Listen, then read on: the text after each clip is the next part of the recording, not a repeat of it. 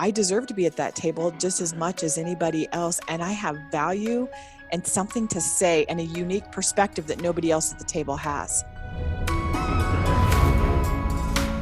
Having that mindset helps me to know that I don't have to be like any other female. I don't have to be like any other male. I can just be Jackie because I'm the only one there is. And that as I think we love and support women and call out in each other what our unique gifts and abilities are, we all win. And you win in ways you could never have imagined today.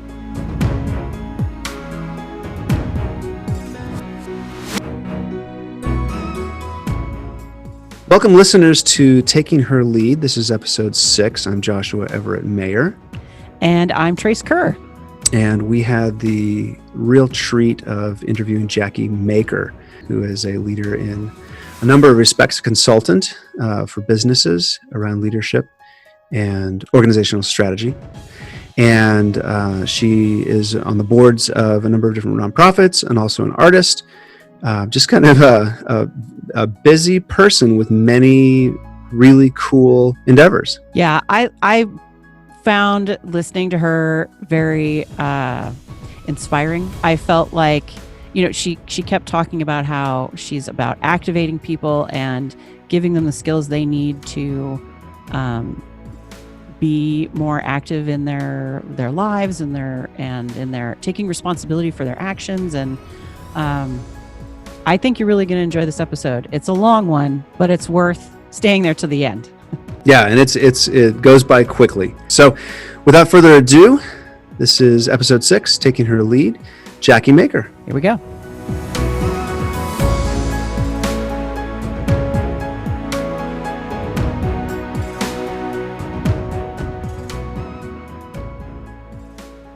Jackie, welcome to Taking Her Lead. How are you doing? I'm wonderful. Thanks for having me. We're really excited about this. Jackie, we had a couple of moments just to chat about things in general going on in your life and in ours before we started the recording here.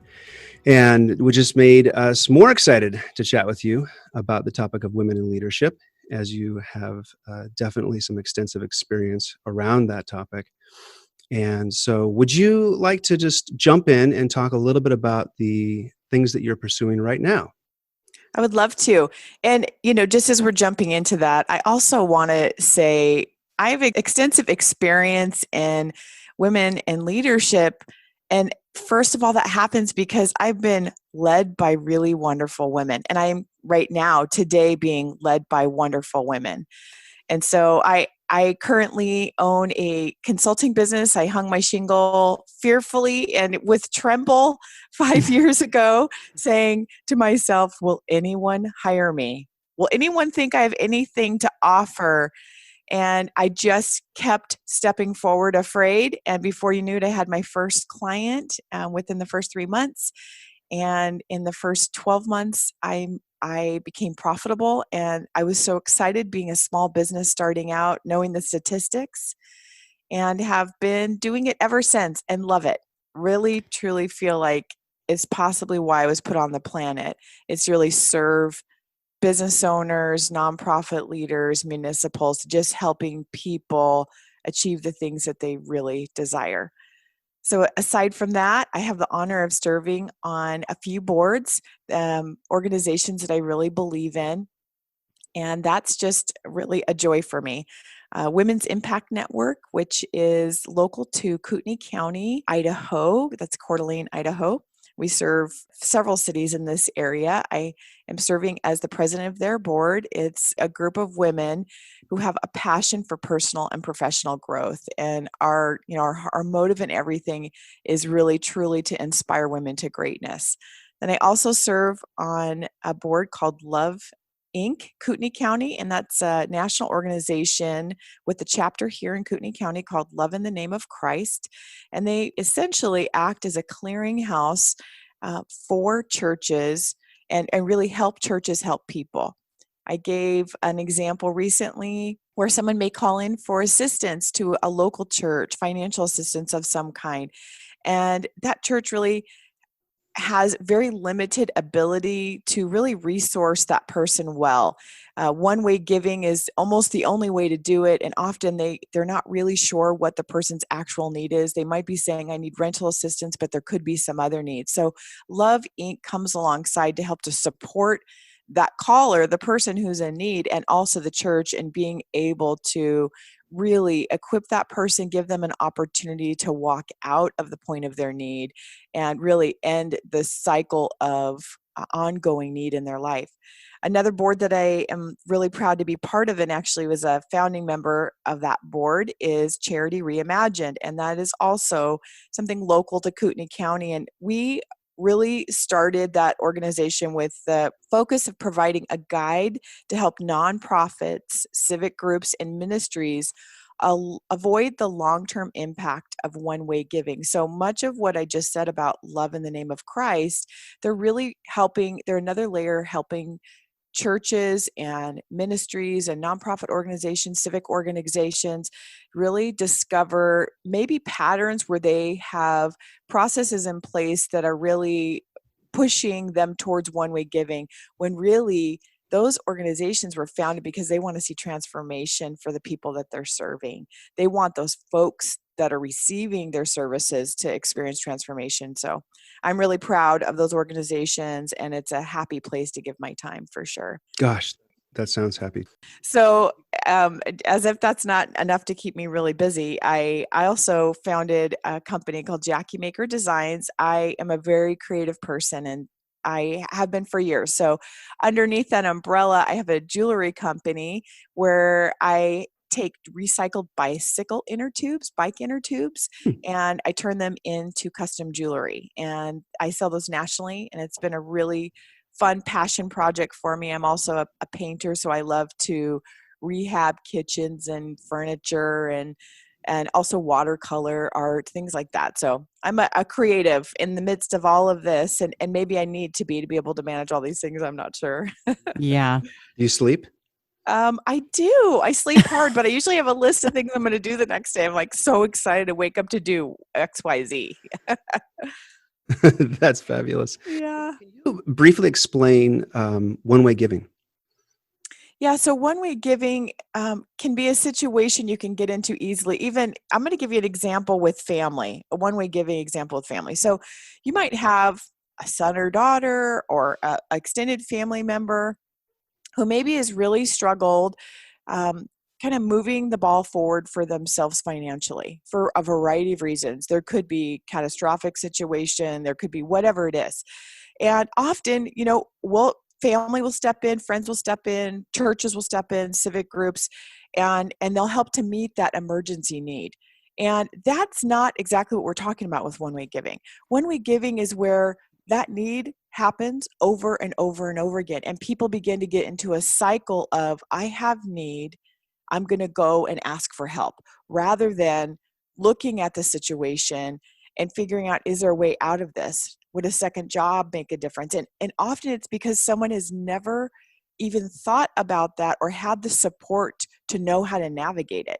So one-way giving happens, and we see this, I'm sorry, but our welfare system is really set up for one-way giving. Makes it very difficult for somebody with limited income and other unique stressors to their life to be able to walk out of a welfare system, getting off of that, being independent of a welfare system, whether that's continually getting help from the same family member who helps to cover the gaps of whatever's going on, whether it's reaching out to continually to a civic group, or habitual need for everything from a food bank to whatever it is. And there's no shame in taking any of those things when there's need at all. But our hope is to help people to be able to have the resources to see that there is a way through it and out of it, where they can become someone, again, that is dependent on their own resources to make the rest of their life work and fund the rest of their life. Does that make sense? Yes. Well, it's the idea of instead of giving someone a check every month, maybe they need job training, or maybe they That's need right. assistance with childcare, or That's right. you're trying to remove obstacles to progressing forward. And Yes. that's, And they're complicated reasons, right? So yeah, here's the thing, stopping the process, stopping those systems or readdressing those systems for organizations, it's difficult because if I'm honest, it's easier to have one-way giving. And yeah, one-way giving feels good for the giver. It really does, until it becomes an expectation from the receiver. And we set that up, and we become, often as the giver, we become frustrated with the receiver. Why do you think I owe you? But the first time we give to somebody, they feel so relieved and so much appreciation. The second time, there might be a little expectation happening there. It starts to begin to build. By time you get to the third and fourth step, um, there's more than expectation. There's anticipation of receiving from you. And then when it doesn't happen, often there can be frustration and hurt from the receiver's end. What all of a sudden has changed? What have I done to make you not care about me anymore? And so it in itself, one-way giving gives so much fuel to what could be a broken relationship for you and the person you're giving to. And that's never the intent, but that's so often what happens. And so we want to create a place where there's dignity and respect for the person that has the need. There are going to be plenty of opportunities for emergency one-time giving for people within our sphere groups and in civic groups. COVID-19 is a great example of that. People who have never been in need or never had to ask for help before are in a situation where they need help now. That's not what we're talking about. We're talking about also, though, doing things in a way where we're giving now, where we're supporting people and giving them additional resources. The scary thing to me is, in this pandemic, there's really some jobs that some people aren't going to be able to go back to because businesses have closed, Mhm. or their customer pool has gone elsewhere, or decided I don't need that product or service anymore. And that's a scary thing, but that's a real thing. And so we want to be poised in a position in our communities and in our organizations and ministries and civic groups to be able to respond to that need and walk through this next season with folks. I think that's leading well. That's giving with a heart of generosity. Are there drivers that set organizations up to be focused on one-way giving? You mean unique circumstances as drivers? Are you talking about motives?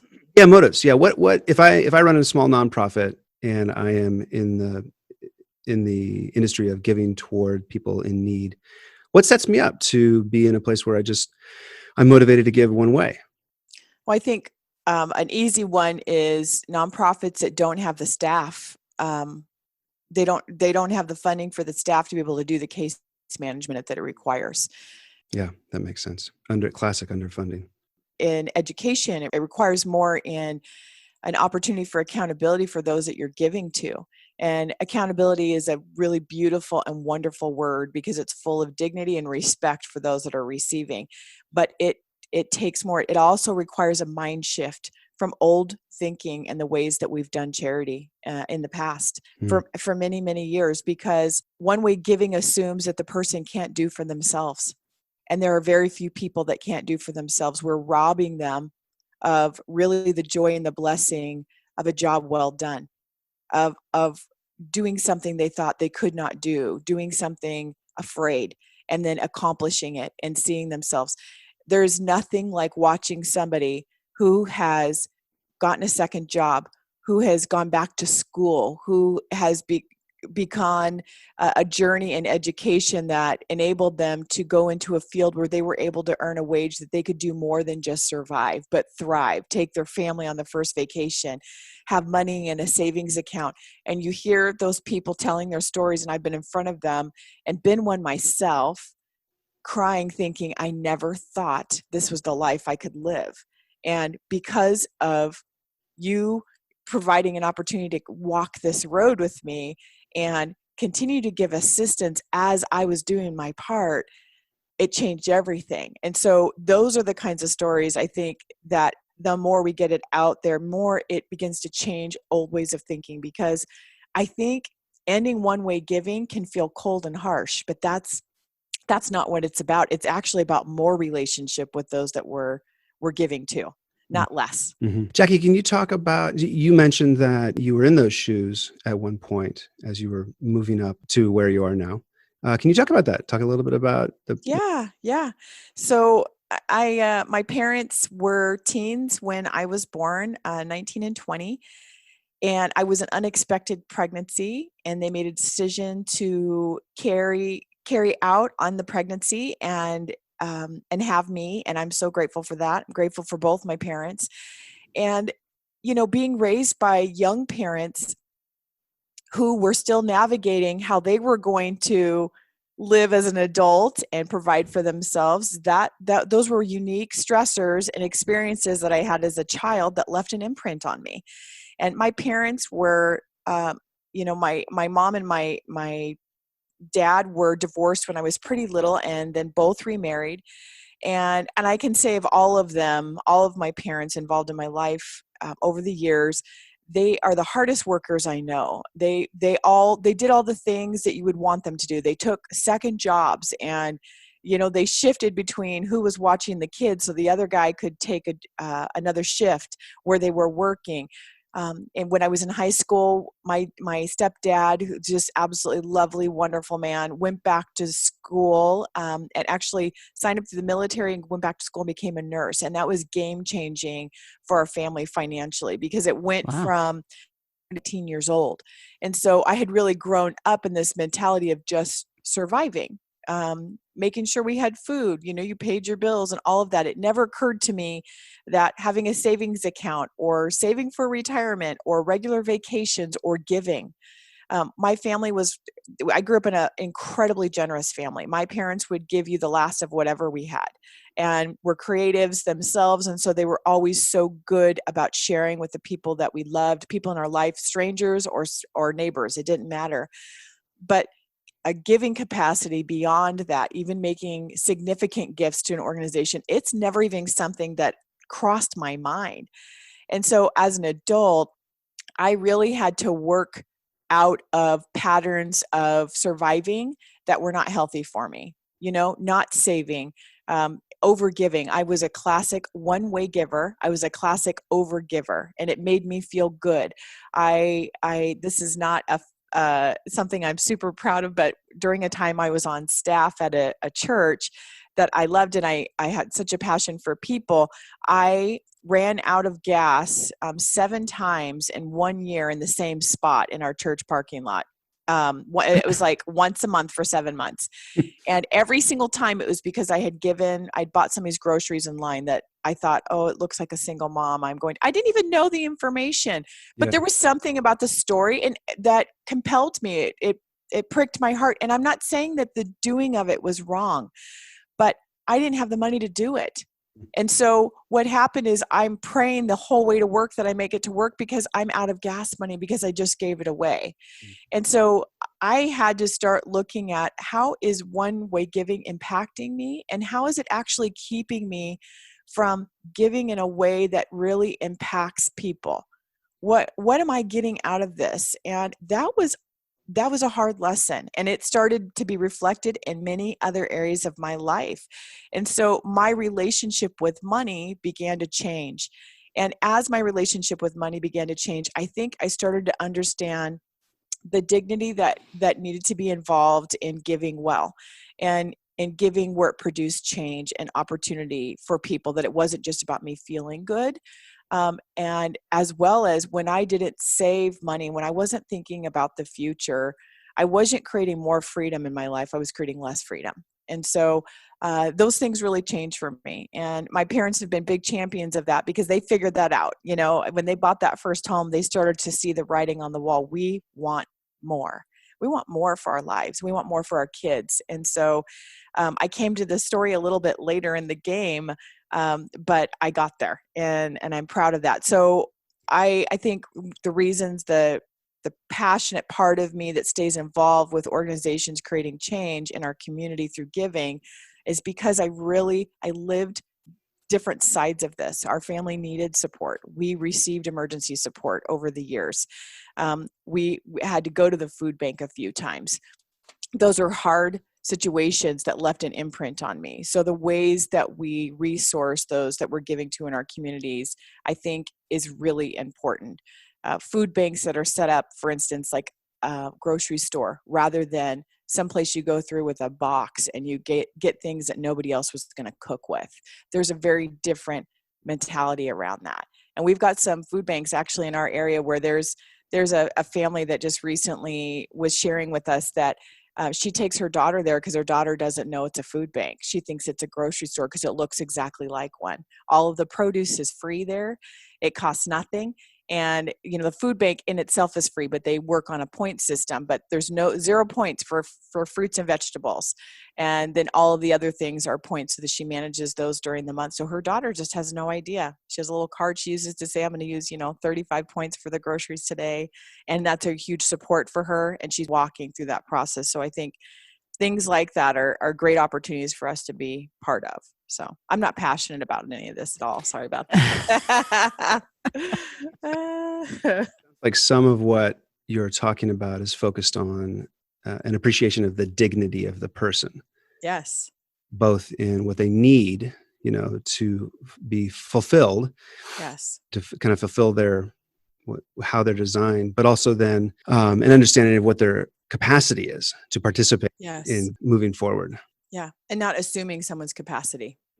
Yeah. I think that's a big piece about that. I'm a big proponent of mentoring. I consistently have 1 or 2 women in my life that I'm mentoring, younger women that have come to me. I do that professionally. I do coaching, but outside of that, just mentoring, walking that road with somebody. I've had, wonderful women walk that road with me who believed in me, who called out giftings and abilities in me that I did not recognize on my own, and then started to discover them, hear them say them. And then I started to look saying, boy, I really do know how to do that. I am good at those things.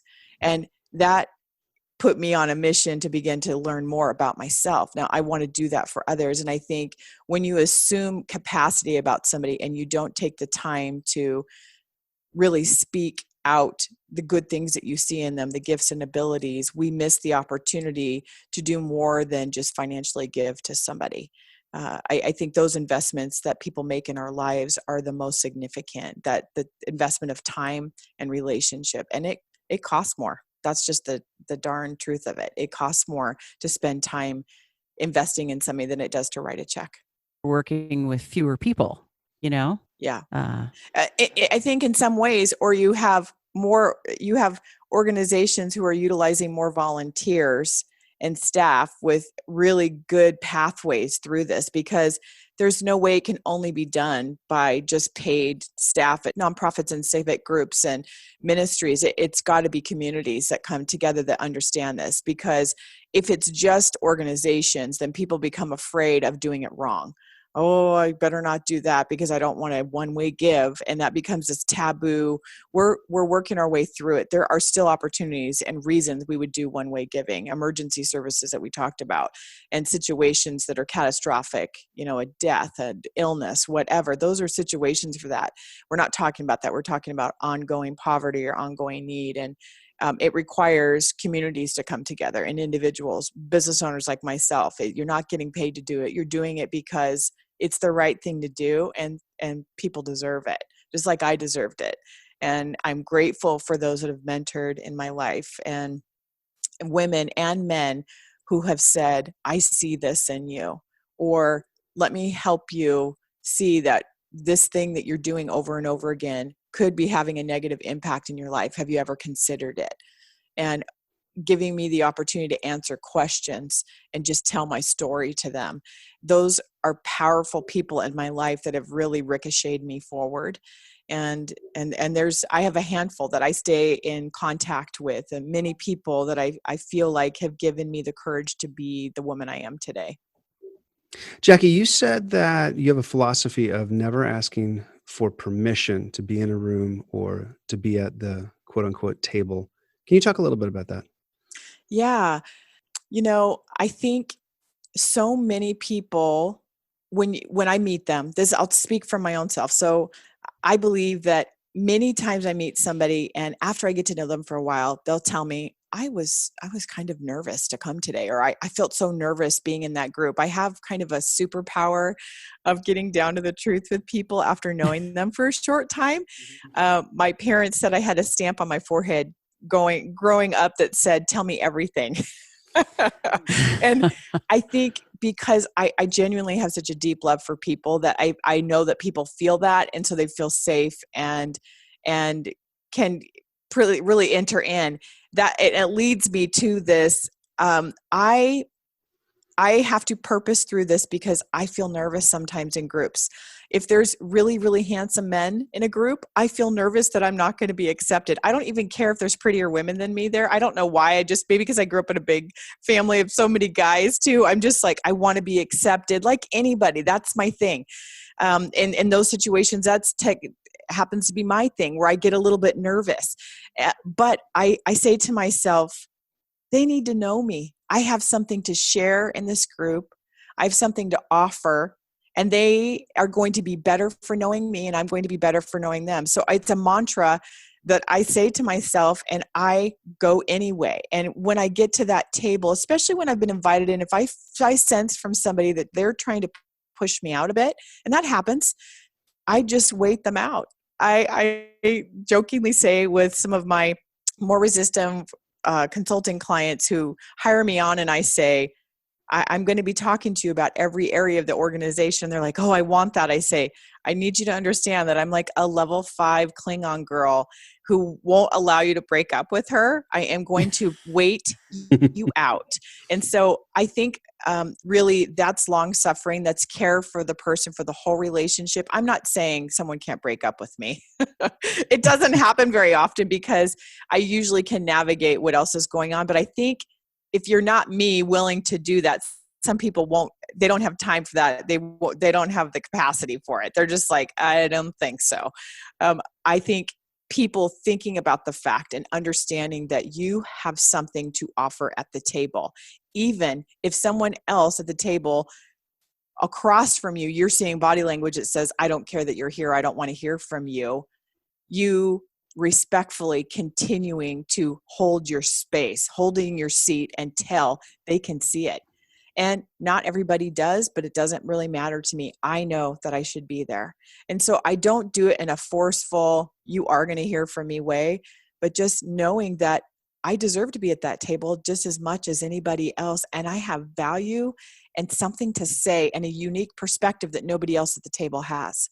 And so I think having that mindset helps me to know that I don't have to be like any other female. I don't have to be like any other male. I can just be Jackie because I'm the only one there is. How do you go about teaching that to someone else who doesn't have that strength yet? Yeah, I think it's in calling out gifts and abilities, unique gifts and abilities that they have that I see. And I really am strategic about focusing on things that they are better at than I am, and saying, boy, I'm learning this from you. When I see you do this, I feel like I've really learned something. And here are some areas that I see that you could grow in. So I'm honest. I'm not just, oh, good job, good job.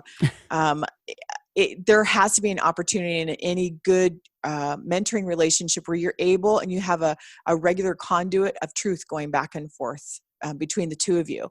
And so because that is how it was modeled for me and what was done for me, that's what I do for others. And I find all of the time that I don't know that I can think of one situation where someone didn't get here, where all of a sudden they began stepping into more of who they are. They begin to find their voice because they know I believe in them. And they'll call me after hours like, I don't want to do this. I'm terrified. Somebody asked me to present tomorrow. I'm terrified. And I'm like, okay, what would Jackie tell me to do? She'd say, do it, girl, do it, dude, you got this, So that's how I do it, is I help them. I'm really, as a coach and a consultant, you're really just a reminder. You are reminding people, this is who you said you wanted to be. This is who you said this company was what it was going to be about. This is the culture you say you want for your employees. How do we get there? And as an individual, when I'm working with somebody, I ask them, what do you want?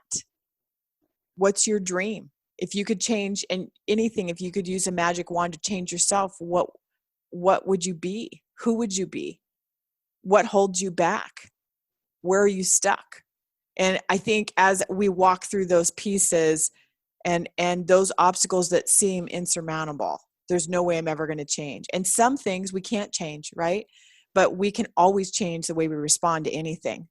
We can change what's going on in us internally. And, there are unique stressors. There's mental health problems. There's chronic depression. There's lack of self-confidence because of a lot of childhood wounds and all of those things. But we can start today with wherever we are at to respond to the healing that we need, to believing the truth about what others say about us. And even if it's a mindset shift and that you begin to reprogram that brain every single day, and self-affirmations, taking in good information, asking for good feedback from people in your life, even if it's one person you trust, even if it's somebody you think, I don't know if I really trust you, but I don't think you'll try to hurt my feelings. And you ask them for good feedback, because those are the things that begin to build, I think, our mindset of I have value, I have worth, and I deserve to be at this table. So because of that, I think it's ended up being my superpower with meeting people I don't know. I love to say someday I'm going to have a t-shirt line that says, I collect junk and people. Like, I love roadside junk that you dropped off some dresser drawer that you don't think you're ever use again. I'm the guy that's pulling over and picking it up because I'm crazy that way. But I love people. I never meet a person that I don't think that I can connect with. They can say no thank you to me and I'll respect that boundary.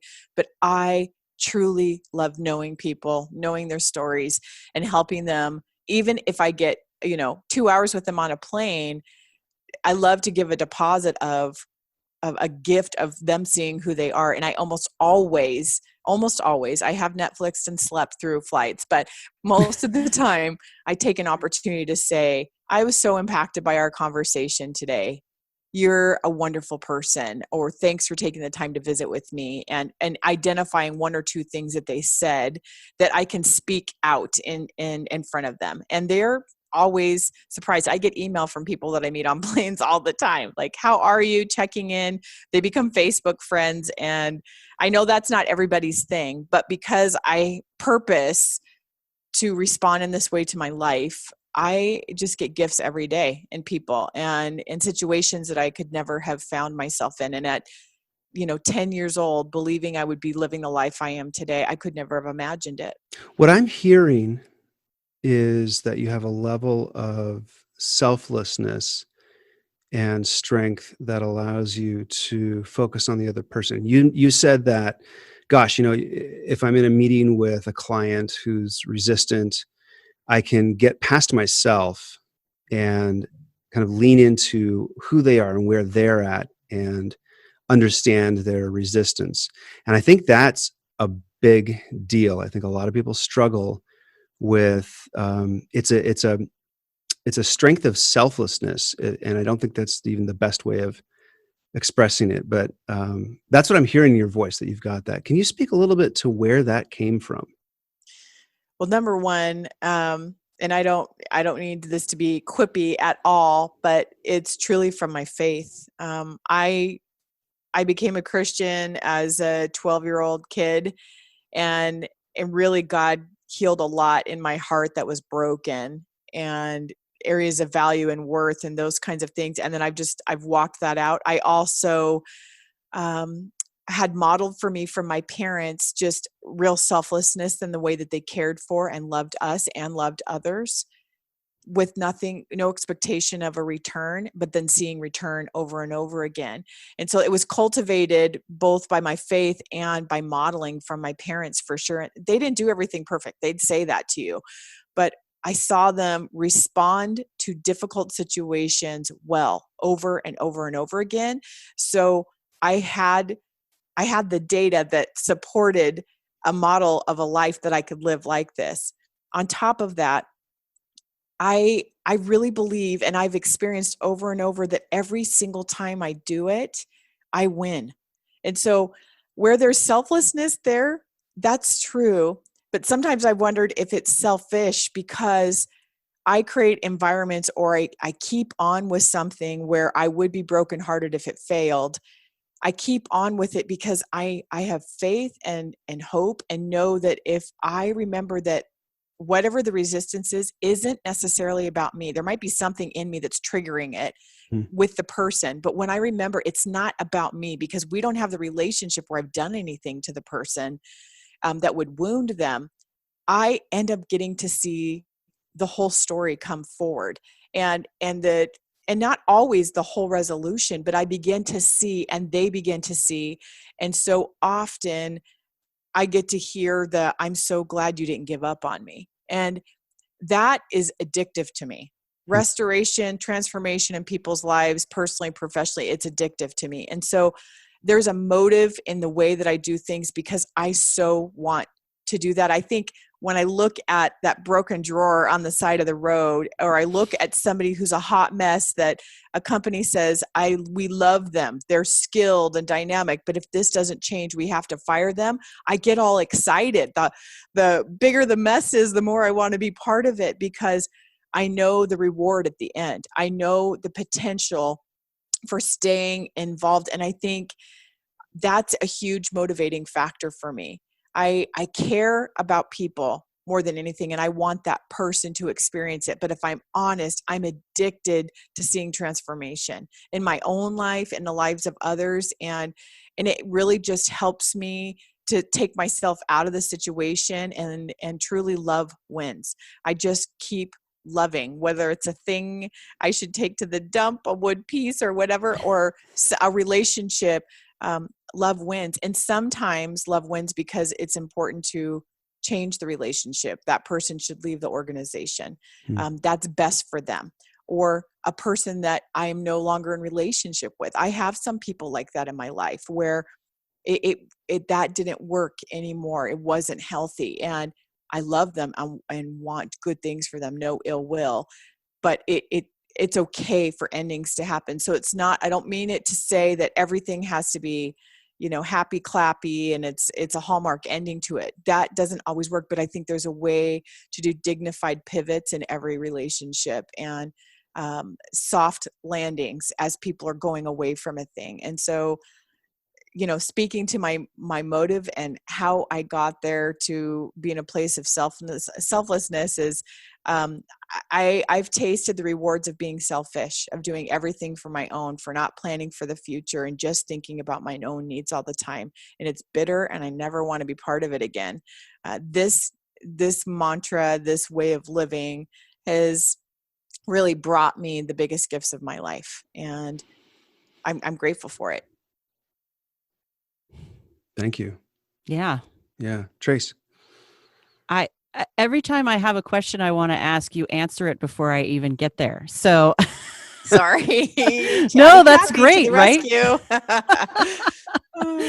I'm like, oh, I need to get, oh, she's, it's all about potential. And then there you are, and you're talking about it. You strike me as a person who you are very far along the journey of figuring out who you are and what you want and how you're going to get it. And that is admirable. And I guess my question would be, okay, so speaking specifically about women in leadership, women generally are less likely to think that they have the capability to do things, like if they're applying for a job, they need to be 100% there, and in a way that a more masculine person doesn't. And so, like not having that self-confidence piece that you clearly have right now. It's interesting. I believe that often a thing that holds women back is they say, I want this, but I don't know if I want it forever. And it becomes an obstacle in reaching for what you want, because there's this assumption that I have to do this forever. I have to end my career at this place, or I have to do this thing forever. I can't ask for something else after I ask for this, after I go after this. And it's a lie. I believe that it's one of the biggest reasons women who have a desire to not just personally grow, they have their personal life is in a good place, they say this is enough. And maybe it is, and that's okay if it's enough. But for women that have professional aspiration as well, that feel held back because they don't think they can do both things, I think the truth is you can't do both things at full speed ahead. Something has to change. So looking for those opportunities for seasons to create space for you to do something more that you want to do, that you have aspiration to do, and then being okay if you do it for 4 years and then you transition and you do something else. I think what's hard is when we measure ourselves against men who've been in a company for 30 years or 25 years and they're retiring, and that's why there's a space available for you to do this other job or position or whatever it is, or start your own business. I think we get this expectation that we have to do that forever. And I know some women, they will do that forever. But most women I know and that I encounter have done lots of things and they apologize for it. They say, oh, I've done lots of things. I've had this business and this business, and they apologize for it. I say, oh, you're a serial entrepreneur. And they begin to cry. I am? I said, well, you did this and you had a profitable business and then you sold it. You did this and you closed it. It was profitable, but you closed it. You weren't really to sell. And you had children, and then you raised, successful kids, and now you're doing this again. And I'm a serial entrepreneur. And then I began to hear them in public and in groups that we're in introduce themselves. I'm doing this, but I'm a serial entrepreneur.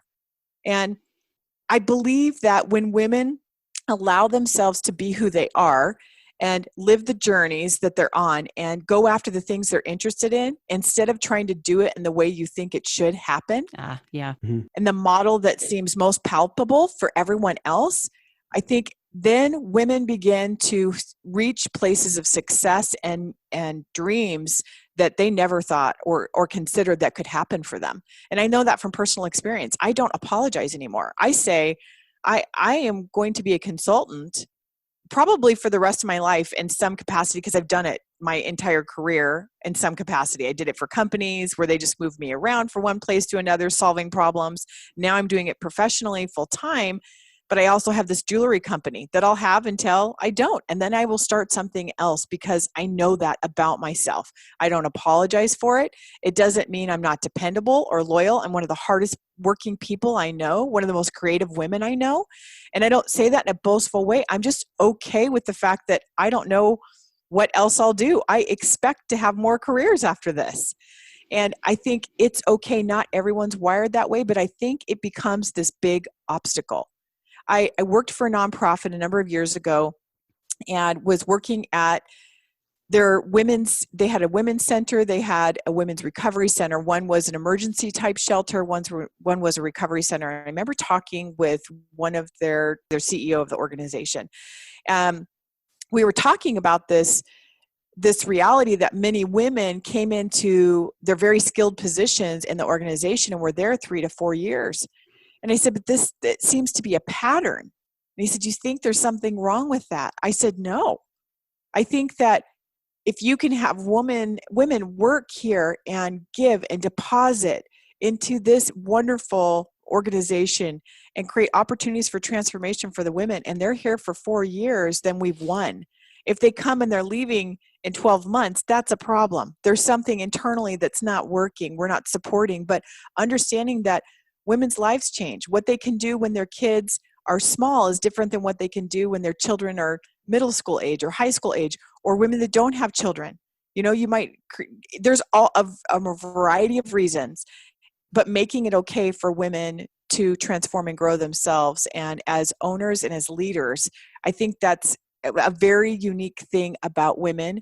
And that when we go into it knowing that that's a superpower, that's not a minus for us, I think it changes the whole view of it. Yeah, because starting something new is not a failure. No. Yeah. It's courageous. It's being brave and dreaming and yeah.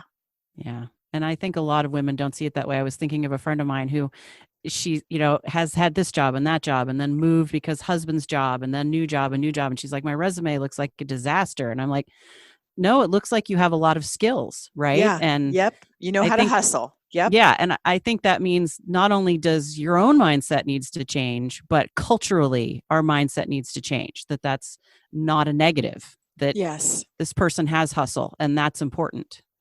Yes. That's right. That's right. I think the other benefit that comes out of really having that viewpoint in women is that you begin to celebrate the women around you. You support the women around you and you work to fan their flame. I have a very dear group of friends of 5 women. We've been in very close relationship for 17 years. We meet very regularly right now. We meet on Marco Polo. They are all women in different parts of the Pacific Northwest. And some of them have national platforms in their work. Others have local platforms. And I am so inspired by them. I'm never intimidated by them. We don't pine after what the other does. We challenge each other and grow and learn from each other, and we ask for help from each other. One of these women spoke at the Dave Ramsey. She spoke at the Dave Ramsey Business Boutique for 4 years, and I got to go as basically her support person. And everywhere I went, in the groom room with her and other places, because of my personality, I think sometimes they assumed I was there as a speaker as well. And I worked so hard to just focus on fanning her flame because that's why I was there. And there was tons of opportunity in the room for me. And I'm not saying you don't take those opportunities, but this was her moment. This was my moment to say, I celebrate you. I think you rock. I believe in the work you're doing. And I think because this group of women, we do that for each other. When big fundraisers are thrown by one who's very gifted with that, we all attend. We become her volunteers. Even though we have incredibly busy schedules, we become part of what the other is doing and support each other because we know that together we're better, and that as we fan each other's flames, as women and women that are leaders in our community and on the national stage, we burn brighter. And I think if I had to ask for one thing and challenge women, is that they would know that you aren't less than if someone is burning brighter than you. That the more that we support each other, that there's still room at the table for you too. And that as I think we love and support women and call out in each other what our unique gifts and abilities are, we all win. And you win in ways you could never have imagined today. Jackie, I think that is just hits the nail on the head. Yeah. I've talked about this a number of times, that a couple of the things that women uniquely, naturally tend to bring are the win-win and the collaboration, rather than the compete with everyone. You know, that person's an enemy. It's the, no, this person is somebody I'm going to support because we're all supporting each other. And Yeah. that's powerful. Yes. I agree. Yeah, I love it. Talk about some challenges that you've faced off that pertain to being a woman in leadership and a woman impacting leadership. Sometimes I'll talk about personal challenges first. Yeah, either way. One of the things that it's been difficult for me in the past, and I don't think I'm alone in this, is I can at times wait too long to ask for help, like technical help on something. I tend to come at things and do a lot of research, and because I'm such a can-do person and a creative, you can usually figure a thing out if I try to manipulate it, whether it's data or the process in something, when sometimes it's a lot better for me and would further my relationship with others that I would allow to speak into my life in a deeper way by just saying, hey, I need some help with this thing that should be easy, but it's not for me.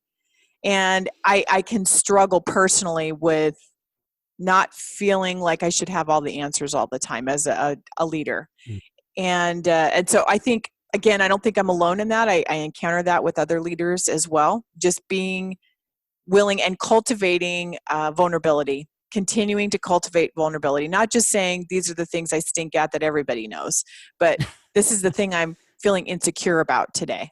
I'm feeling insecure about this, or weight I gained, or whatever. And I think those are things that I think leaders in general struggle with, is knowing the level of vulnerability to have. And as women, sometimes if we are vulnerable, it can bite you in the butt. They've experienced that. When you talked about experiences hitting that glass ceiling, you can cultivate those great relationships with men and women in corporate environments, and then have a misstep of saying too much and having it used against you. And so that can give you, current data that says, don't ever do that again. But the reality is, as leaders, we will never grow to the level of leadership or influence in others' lives and the places that we're serving, or even in our own capacity, if we don't continue every single day to be uncomfortable with vulnerability and keeping after it. And so I believe that the reasons that women trust me, that men trust me, is because I am vulnerable. I don't overshare and I don't undershare. I try to hit that sweet spot. And that's taken a lot of navigating. I will say something and I see a look on someone's face and I think, that was an overshare. That's going in the overshare category for sure. And then other times I think they're uncomfortable because no one's ever talked this freely with them. And so it's doing, investigation on that and trying it out and all of those things. Did that answer that for you? That did for internal. How about external? Ask me the question again for external, please. That you've faced off with and overcome that you would say are related to being a woman. Oh yeah, this is a good one. So I've been involved with a nonprofit locally for years that I absolutely love, and if they listen to it, they'll know who it is. And I started in my mid-20s working there, and I was just a puppy. I was full of passion and vinegar a little bit, and a lot of emotion and all kinds of things. And those were superpowers for me, but they also kept me from some things. And I went back and worked with that organization some years later in a leadership capacity. And I found that it really was difficult for me to have their CEO see me different than this 20-something college kid. It took him a long time, even though I was well into my 40s at this point. And I kept reminding him, I might look young and beautiful to you right now, but I am, I'm an accomplished adult and I am a good leader and all these things. And so I stopped, initially I did have a conversation with him once saying, I asked him, is it hard for you to see me different than this kid that you knew that you loved? And he said, yeah, it is a little bit, but I see growth and I see change and maturity in you and maturity in your leadership style. And I'm enjoying it. So it took me a while, and that was an obstacle. The obstacle was being brave enough to talk to him about it, because sometimes people talk about it and nothing changes. And so I went in knowing I might end up having to transition from here and the time that I'm working here, because this isn't going to work if I'm not taken seriously. And so at different ages of my life and different experiences, dependent on education is, of my experience working in different fields, how long I've been a consultant, how skinny I am, how fat I am, whatever it is, I feel like I have to face off with those obstacles of people's expectations of me a lot. And I know that the best way through it is to wait it out and to have honest conversation about it. If I suspect something that's happening over and over again, I'll ask, help me understand what you're thinking about this. Does this particular thing about you give you pause with me? Or would you like more information? And knowing that it's okay for people to ask, because I just take it as they want to know me more. That's what I tell myself, instead of being insecure and frustrated over it. Because frustration only keeps me from more relationship with somebody. That's been my experience. And I say, I marginalize them. They are these kind of people. I couldn't stay there. I couldn't do that because they're these kind of people. Instead of saying, I'm going to take an opportunity to educate you. And even if I don't stay in this space, continuing to grow through this relationship with you, I'm preparing an opportunity for you to learn from the next person that you assume things about or don't. And I'm not even saying people who are being malicious. Just, I think that's who we are as people. There are natural prejudices that we all grow up with. You grow up with a family that says everybody has to have an MBA to be taken seriously. Those are some that I have personally encountered. It sounds like then you're saying that vulnerability is really a position of strength, right? Yes, yes, it is. You are willing to risk in order to open communication and dialogue in ways that make people uncomfortable, and that's important. Yes. Well, because the reality is the most control you can ever have in any conversation, in any relationship, is being vulnerable. If you decide what it's going to feel like and what it's going to look like and what you're willing to risk, and you go in doing it, it changes everything. It's not happening to you. You're purposing to do it. And every time I've done that, I know that I've won, even if it didn't provide the results that I had hoped for. I love the meme that I see sometimes on social media that says, for some people, you'll be too much. Those aren't your people. I'm completely okay with that. And as an adult, I always say, from my belly up, I'm completely comfortable with that. From my belly down, belly button down, I'm still getting comfortable with that. I'm just turned 50 this year, and the blessing of 50 is I care about a whole lot less than I did at 40. I care more about people and less about stuff or arriving or shoe size or jean size or whatever. I love life, and I'm willing to take the risks, realizing time is running out. And I want to do and achieve and know and love more people than I do today. Jackie, what are you most hopeful for with regard to women in leadership? And I couch this in the understanding that we have a number of women who listen to the podcast who are young and looking forward, understanding the challenges that women face in leadership and wanting to get into it. What are you most hopeful for, given that? I think I'm most hopeful for it being a pattern, a natural operating style for women to look around to see who they can support, whose flame they can fan. Looking for opportunities to mentor young women and women of their same age and older women, not just when they're asked, but really purposing towards relationships that could provide leadership, and women who you feel like have it all together, that you would still take the time and risk asking them to lunch and picking up the tab, and then realizing that they are very lonely. I think the more we know each other and investigate, take the risks as women to be rejected in relationship, that's the biggest piece. I think the more we do that, women as leaders are going to be promoted in ways, personally, professionally, spiritually, mentally, all those ways that we could have never imagined. And we're all part of that. We need each other to do it. Trace, anything else that you want to ask? I would like to know, what are your final thoughts, Jackie? Final thoughts, that's a hard one for me.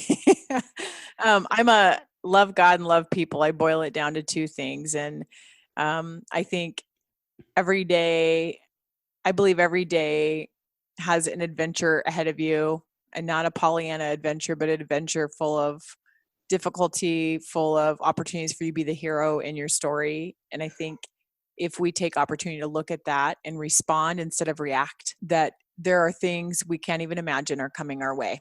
My final thoughts and where I'm at today is I've purposed to be a thermostat in the midst of everything going on with COVID-19 and businesses and home and personal, professional, all those things, instead of a thermometer. I want to set my temperature at 70 and say, this is who I'm going to be today, no matter what comes my way. I'm going to be okay. And even if that means that there's loss involved, even if that means there's fear involved, at times I'm going to be okay.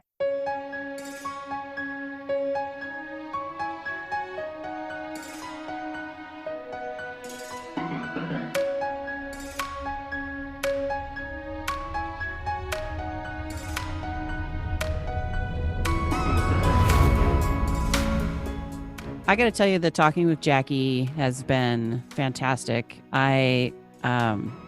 You listen to people and take away messages from them, and the whole idea about activating people, and like her passion for helping people to be all they can be is something that I think we all can try to work a bit harder to cultivate.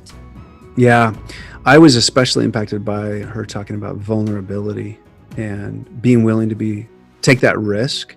Yeah. Strength, and how consistently doing that, even in the face of people who don't receive that well. That was pretty powerful for me, even just personally. Yeah, I think that's something that I know I definitely need to work harder on, because, you walk into a room and you think, I don't know, I could be rejected. Should I talk? Do I, does what I have to say valuable? And I need to put myself out there more. That's important. Of course, that's also why I'm doing this podcast. Yeah. And I like how she runs from the basis of assuming that what she has is valuable, what she brings. Yes. Yeah. And then moving from there. That's, gosh, I'm excited for our listeners to hear that. Yeah. So everyone, please take notes that our episodes will be dropping every second Tuesday. We've got a couple more lined up that we're working on. So very exciting stuff.